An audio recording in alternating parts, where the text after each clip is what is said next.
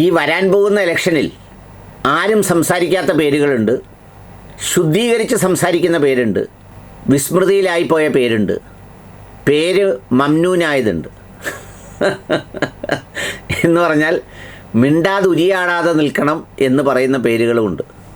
ദോഷം പറയരുത്, ഇതെല്ലാം മുസ്ലിം വോട്ടുകളാണ്. ചിലതൊക്കെയും അങ്ങനെ അല്ലാത്തതുമുണ്ട്. സാധാരണ കേരളത്തിലെ തെരഞ്ഞെടുപ്പ് വരുമ്പോൾ വളരെ ഒതുക്കി മിതമായി പറയുന്ന പേരുകളിലൊന്നായിരുന്നു PDP. പക്ഷേ ഇത്തവണ PDPയുടെ പേര് ആരും വലുതായി ചർച്ചയ്ക്കെടുക്കുന്നതേയില്ല. പാവം മദനി സുഖമില്ലാതെ കിടപ്പിലായതുകൊണ്ടും പിന്നെ അതിൻ്റെ മുന്നണി പോരാളികളൊക്കെ അത്രമേൽ വലിയ അറിയപ്പെടുന്ന വൻ പോരാളികളല്ലാത്തതുകൊണ്ടും അവരൊരു പിന്തുണയൊക്കെ പ്രഖ്യാപിച്ച് അവരുടെ വഴിക്ക് അങ്ങ് പോയി. എന്നാൽ വേറെ രണ്ട് വിഭാഗക്കാരുണ്ട്. അതിലൊന്ന് വെൽഫെയർ പാർട്ടിയാണ്. ജമാഅത്ത് ഇസ്ലാമിയുടെ വെൽഫെയർ പാർട്ടി പരിശുദ്ധമാക്കപ്പെട്ടതാണിപ്പോൾ എന്നാണ് സതീശൻ സാറ് പറയുന്നത്. മതരാഷ്ട്രവാദം ഒക്കെ അവരെന്നേ കളഞ്ഞു. വെൽഫെയർ പാർട്ടിക്ക് മതരാഷ്ട്രവാദം ഇല്ല. പക്ഷേ ആ മതരാഷ്ട്രവാദമൊക്കെ ഉപേക്ഷിച്ച് അവർ എല്ലാം റെഡിയായി നല്ല ഹിമ്മത്തുള്ള കുഞ്ഞുങ്ങളായി മാറി. അതുകൊണ്ട് തന്നെ അവർ നല്ല ചിക്കര ചിന്നാരി ചിങ്കാരികളാണ് എന്നാണ് പറയുന്നത്.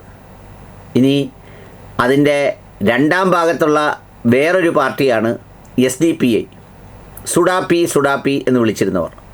ഈ പേര് ആരും ഉച്ചരിക്കുന്നില്ല അവരല്ലാതെ. എന്ന് മാത്രമല്ല, ഇടതുമുന്നണിയിൽപ്പെട്ട ആളുകളോട് സുഡാപ്പിയെക്കുറിച്ച് ചോദിക്കുമ്പോൾ അത് ജനങ്ങളുടെ വോട്ട്, വോട്ടർ പട്ടികയിലുള്ളവരുടെ വോട്ട്, എല്ലാവരുടെയും വോട്ട്, ആ വോട്ട്, ഈ വോട്ട് എന്നൊക്കെയാണ് പറയുന്നത്. എന്ന് വെച്ചാൽ സുഡാപ്പി എന്ന് പറയുന്നത് രൂപവും ഭാവവും ഇല്ലാത്ത അരൂപിയായി മാറിയിരിക്കുന്നു ഈ ഇലക്ഷനിൽ. അവർ പേരിന് ചില സ്ഥലങ്ങളിലൊക്കെ ചില സ്ഥാനാർത്ഥികളെ ഇട്ടിട്ടുണ്ട്. ആ സ്ഥാനാർത്ഥികളൊക്കെ ആദ്യ ചെലവിന് കുറച്ച് പോസ്റ്ററൊക്കെ അടിച്ചൊട്ടിച്ചതൊഴിച്ചാൽ അവർ ഈ ചൂട് കാലത്ത് വെയിൽ കൊള്ളാൻ പോലും ഇറങ്ങാതെ വളരെ സുഖസന്തോഷ സമൃദ്ധമായി അവിടങ്ങളിൽ കഴിയുന്നുണ്ട്. എന്നിട്ടോ ആ വോട്ടാകട്ടെ പാർട്ടിയുടെ പേരില്ലാതെ ആവിയായി, വോട്ടായി, രൂപമായി, മനുഷ്യരായി അലിഞ്ഞു ചേർന്നിരിക്കുന്നു. ഇനി ജയിച്ചാലുള്ള സ്ഥിതി എന്താ?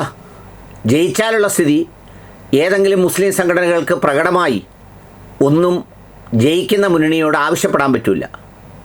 ആകെ ആവശ്യപ്പെടാൻ പറ്റുന്നത് വെൽഫെയർ പാർട്ടിക്ക് മാത്രമേ ഉള്ളൂ. മറ്റൊന്ന് PDPക്കുമാണ്. അവർക്ക് കേരളത്തിലുള്ള ശക്തി നന്നായിട്ട് അറിയാവുന്നതാണ്. വേറൊരു സമുദായ സംഘടനയ്ക്കും നമ്മുടെ സഭകൾ പോലെയോ NSS പോലെയോ SNDP പോലെയോ വിലപേശാനില്ല. സഭകൾ കാര്യങ്ങൾ ചോദിക്കും. ആ ചോദിക്കുന്നത് സംഘടിതമായിട്ടായിരിക്കും മുന്നണികളോട് ചോദിക്കുക. അത് പരിഗണിക്കാൻ അവർ നിർബന്ധിതമാവും. ഇപ്പുറത്തെ വശത്ത് ഏത് സമുദായ സംഘടനയാണ് ചോദിക്കാൻ പോകുന്നത്? വെൽഫെയർ പാർട്ടി ചോദിക്കുന്നത് വല്ലതും UDF മുന്നണി കൊടുക്കുമോ? PDP ചോദിക്കുന്നത് വല്ലതും CPM മുന്നണി കേട്ടതായി പോലും ഭാവിക്കുമോ? വല്ല വിധേനയും കൊടുത്താൽ കഴിഞ്ഞ പ്രാവശ്യം കൊടുത്ത പോലെ ഒരു പൊളപ്പ് മന്ത്രി ഉണ്ടല്ലോ, നമ്മുടെ ദേവർഗോവിൽ മന്ത്രി, അന്തർമാ മന്ത്രി എന്നൊക്കെ പറയുന്നവർക്ക് കൊടുത്ത പോലെ ഒരു വലിയ അപ്പത്തിൻ്റെ വക്കം കാണാം. കുറച്ച് സമയത്തേക്ക് ചില ആളുകൾക്ക് മാറിയും തിരിഞ്ഞു, എന്നാൽ ഈ വക്ക് നീ ഇതുന്നോ, ഈ വക്ക് നീ ഇതുന്നോ എന്ന് പറഞ്ഞു കൊടുക്കും. തോറ്റാലുള്ള ഇനി മറുവശത്തോ UDF അധികാരത്തിൽ വന്നാൽ കാന്തപുരം ഉസ്താദിൻ്റെ പാർട്ടിക്ക് വല്ലതും പറയാനൊക്കുമോ? സമസ്തയ്ക്ക് വല്ലതും പറയാനൊക്കുമോ? പിന്നെ വേറെ ഏത് സമുദായ സംഘടനയ്ക്കാണ് പറയാനൊക്കുന്നത്? എന്നാൽ വോട്ടോ ഏതായാലും ഈ രണ്ട് മുന്നണിക്കേ കിട്ടുള്ളൂ. ഇനി വേറൊരു കാര്യം കൂടിയുണ്ട്. തോറ്റുപോയാലുള്ള സ്ഥിതി എന്താ? LDFൽ വലിയ ചർച്ച നടക്കും. സുഡാപ്പിയുമായി ഉണ്ടാക്കിയ ബന്ധം മൂലമാണ് നമ്മൾ തോറ്റത്, അതിൽ പിഴവ് പറ്റി, തന്ത്രപരമായ ന്യൂനത പറ്റി. ഭരണവിരുദ്ധ വികാരമുണ്ടെന്നോ പിണറായി വിരുദ്ധ വികാരമുണ്ടെന്നോ ആരെങ്കിലും പറയാൻ ധൈര്യപ്പെടുവോ?